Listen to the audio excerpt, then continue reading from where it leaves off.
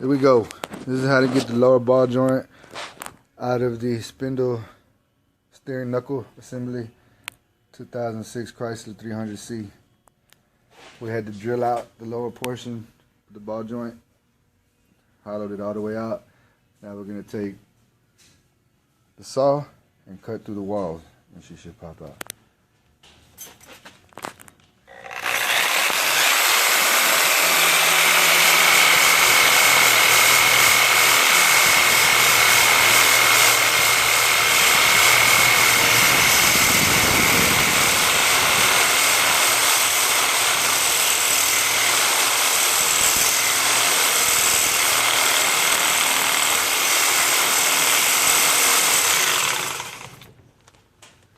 You see what we're doing in here?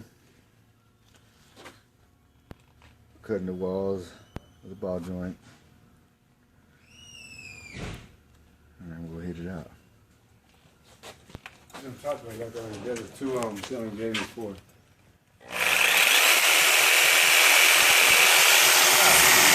As you can see, spindle steering knuckle, this was seized up in there.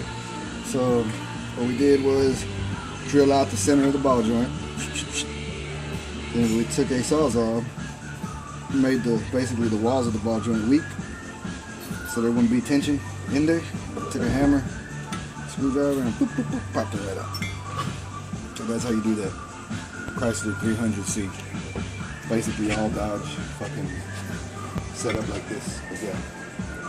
If they don't want to come out, this is what you charge the extra labor for.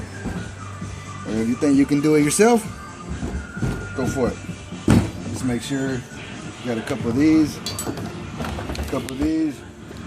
power tools, vise, and you're good to go.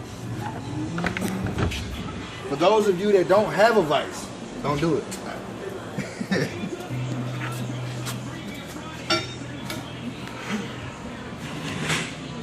Okay.